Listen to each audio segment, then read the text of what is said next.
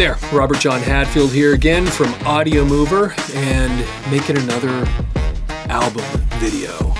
And you know, a lot of videos we've made over the years, some of the more popular ones are the things where we're talking about 8-track tapes and how to fix cassette tapes and things. We thought, you know what, we need to start doing a series of videos talking about other types of analog. And one of them is my personal favorite, which is records. And I personally have thousands of these things, and so it's I probably have a little bit too much enjoyment talking about records. I think they're a lot of fun. I still buy them. Whenever I go out to Denver, Colorado especially, which is where I'm originally from, they have a pretty famous record store there called Wax Trax. It's been there for, I don't know, 30, 40 years or more, and maybe a lot more than that. Anyway, they've been there for a long time, since I was a kid. And I go there regularly just to thumb through what they have, and I'll buy things quite a bit. And anyway, I really enjoy records, the whole experience of it. And this is a great one to talk about because this is kind of a classic 80s metal album. This is Def Leppard, Pyromania. And, you know, I tell you, it's... Okay, this is a great album. It's hard to... Every song on here is just awesome. I mean, it's awesome. I actually saw these guys on this tour. It blows people away when I tell them this, because on this tour, the Pyromania tour, this is the album that they just became really superstars with this album. This is this album that had Photograph on it, and they were opening up on this tour for Billy Squier, if you can believe it. They were playing an arena tour. Billy Squier was playing an arena tour, and Def Leppard was opening up for Billy Squier on this album. Of course, by the time this tour finished, they were way bigger than Billy Squier because this album became so huge. Def Leppard, Pyromania. And the cover was really cool. I don't know that I never really understood what there's this target. There's obviously a big explosion in a building here, etc. And I don't know what this was supposed to mean, other than it was just cool, and it was very colorful. And for a teenage boy, it was just kind of a neat, fire and smoke, and it was pretty awesome. So, but the album was so great because of the tracks, the songs, and there were some big changes that happened from the album prior to this one to this one. Now, the album that came out right before this album they actually had two albums. One of them was called On Through the Night, and I think that was their very first album. And then the second one was called High and Dry. Now, High and Dry had another guitar player on there whose name was Pete Willis. Now, I got to be honest with you, I think the album High and Dry is actually better than this album from a straight rock and roll standpoint. Def Leppard had a real AC/DC kind of sound, and if you listen to the album High and Dry, especially if you've never heard it, go back and listen to the song High and Dry and tell me that doesn't sound like an AC/DC tune. They had a very AC/DC and Let It Rock also from the album High and Dry. Total AC/DC riffs and sound. And I think, from what I've been able to gather, comparing the music, it was Pete Willis that really drove that AC/DC sound in the band. And if you look at the old videos from the High and Dry time, I think he's playing a Gibson Explorer, but he kind of has a persona. He looks a little bit like Angus Young in the way he handles himself. Angus Young is over the top, so it's very different, but you kind of get a sense of that. Pete Willis is very short. Angus Young's a short guy, and just the way he kind of moves on the stage. I think he was the one that gave them that AC/DC flair. But Pete Willis was an alcoholic, and they ended up, unfortunately, having to kick him out of the band after High and Dry, and then they got another guitarist whose name was Phil Collen, not Phil Collins. Phil Collen was the new guitarist that they picked up here, and Phil Collen had a totally different style. Phil Collen was more along the lines of what would become kind of the Guitar Hero, Guitar Gods, where Pete Willis had more of that Angus Young straight ahead rock and roll flair. Phil Collen had more of the the 80s metal feel to what he was doing. And so it changed the personality of the music. It was a really, really important change in the band. And for me personally, I preferred the AC/DC sound to this, but you can't knock what Phil Collen brought to this group. I mean, this album dwarfed what had happened with High and Dry. This High and Dry wasn't even close to what this one did. This one just launched them into the stratosphere. But it also kind of showed where they were going.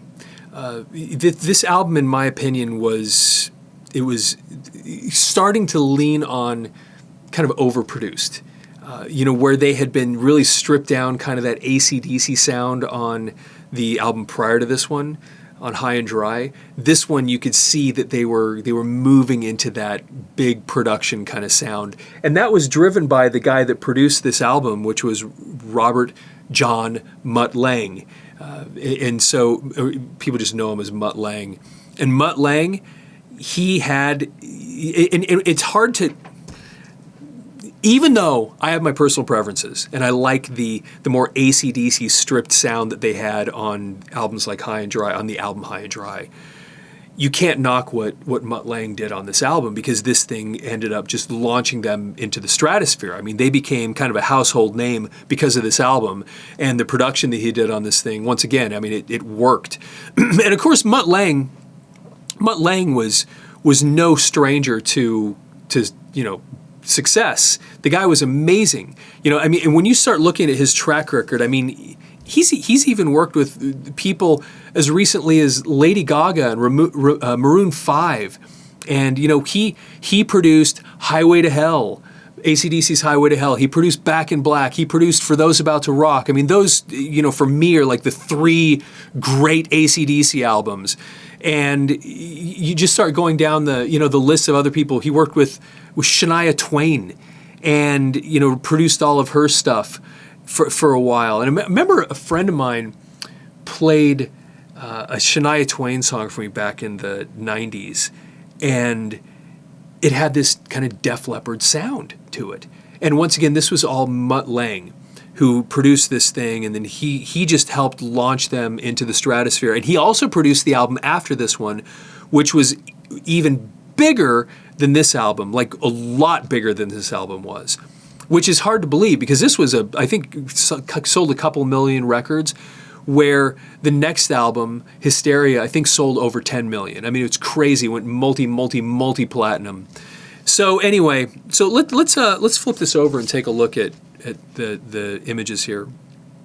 So here's Joe Elliott, of course, he's the vocalist, and Steve Steeman Clark, Rick's guitar player, Rick Savage, bass player, and I think some of that unique sound you hear in the background vocals of Def Leppard, I'm pretty sure it's his voice that you hear. He has this unique kind of a big sound, hard to explain. Rick Allen, of course, the drummer. He's the drummer that's famous now for only having one arm because he lost it in a car wreck after this album. So on the next album after this one, he was the guy that had to just play with one arm. But he had it on this album and this tour.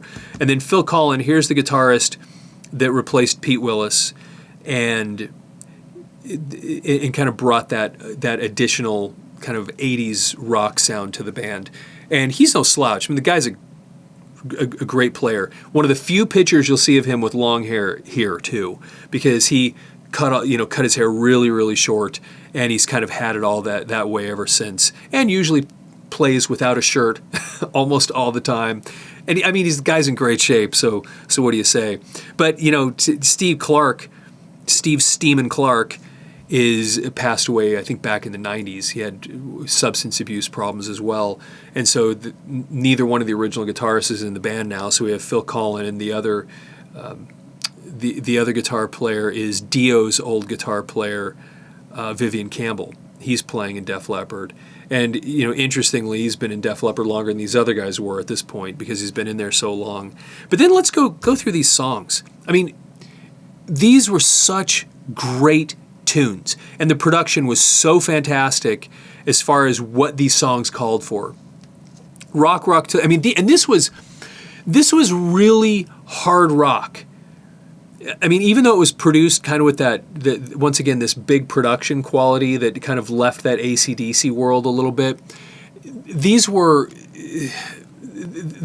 big, powerful rock and roll songs, which is a little different than what Hysteria was. Hysteria lost that edge. This is going to sound really terrible, and I know a lot of people will hate me for this, but I didn't like Hysteria. Hysteria was their biggest album by a long shot. I went and saw them on the tour. They played in the round on that tour, but I just didn't like the album. I thought this one was way better, and I thought the one before this one was even better than that. But Hysteria, though, by the way, I realize I'm wrong because everybody loves Hysteria way more than this one. I just wasn't my favorite because it didn't have this straight-ahead rock and roll that this one did. Rock, Rock Till You Drop, Rock, Rock Till You Drop, great song. Photograph, of course, huge, massive, massive hit. Photograph, I don't want your photograph. Great song. Stage Fright, Stage Fright's the next song. Great song. Too Late for Love, kind of a slower tune, but just powerful, awesome. Too late, too late, too late for love. Die Hard the Hunter, another really, Die Hard the Hunter, great song. Foolin', foolin'. These were great rock songs. They were so good. Lady Luck never smiles. Oh, so awesome. Rock of Ages, that was a huge hit. Everybody's heard that song too. And it was the one, Unter Glieben, Glauten, Globen, I got something to say. Rock of Ages, huge hit. I mean, you see what I'm saying? This was a big, solid, this was a huge album. Action Not Words was actually a really cool tune. Action, action, not words. Coming Under Fire was a great song. And Billy's Got a Gun was actually kind of a slower, Billy's got a gun, he's on the run. I can't do Joe Elliott. Joe Elliott's got such a cool voice. And there's a little Easter egg on this album. If you play Billy's Got a Gun to the end of the song, and then you left the album on, and didn't lift the needle, and you just left it on there for, 10 seconds, 15 seconds, something like that, all of a sudden, you'll start hearing sound. And it's this gung, gung, gung, gung. Go find it. Go find that song, listen to the end of the song, and then get past the end of the song, and you'll hear this noise. That it's this little rhythm that plays for who knows why. Just this little Easter egg they threw at the end of the album. It's pretty cool. It's cool they have that. It's part of what was so cool about having records. It was that these little kind of things you discover, and then you go talk about it the next day at school. If you listen to the, it's pretty neat. So then you get down here, and it just once again just says what each person does in the band. And then let's see here. There it is. Produced by Robert John Mutt Lang. Robert John Mutt Lang. Mutt Lang. And once again, the guy had a track record. The guy knew how to make albums. He knew how to make hits. I guess that's a better way to put it. He knew how to make a hit album. And this was one of them. This is what really took them over the top, this album. And yes, they were great songs. And Joe Elliott had a great voice, and the band was a great band, great work, hard work and rock and roll band. But you get the right producer in with the right band, and it can make a huge difference. I have another video where we talk about Bob Ezrin coming in with Kiss on the album Destroyer. You can mock their music, which a lot of people do, trash, garbage. And there might be something to that on some of the records, but the album Destroyer, the one that because they had Bob Ezrin as a producer, they had the right producer, they stepped it up. And there was something special about that album because they had a visionary that was there with them. And that would have been kind of the same here. You have these guys that just know how to walk in with a group and know how to make great things come out of it. I don't think, this didn't have anything interesting on the inside of the record. It was just, this kind of became popular back in the 80s to just do these plastic sleeves. Obviously, it was just a money-saving thing for these record companies. It was much more fun for those of us that were buying records to have more things to read, because that was part of the experience of buying a record, was that you would bring the thing home and then you would study it. You'd put the album on and then you'd just start reading. And then you would see things like you'd see the name Mutt Lang. Where have I seen that before? And you go pull out your other records, and it became an adventure. It was this multi-sensory experience listening to records. I thought it's always unfortunate when they would just cheap out and just do these plastic inner sleeves. So anyway, there's Def Leppard's Pyromania. It's one of the great rock and roll albums from the 80s. So many great hits, big popular songs, hits on this album. It was one of the greats. So anyway, so if you like these videos that we make, please like and subscribe. And of course, if you have old audio and videotapes that you need to convert to digital, and you know you do, or you know somebody that does, go to audiomover.com, and get an order started there so you can get your personal stuff, your personal analog recordings digitized so that you can have a permanent archive. Anyway, with that, have a fantastic day.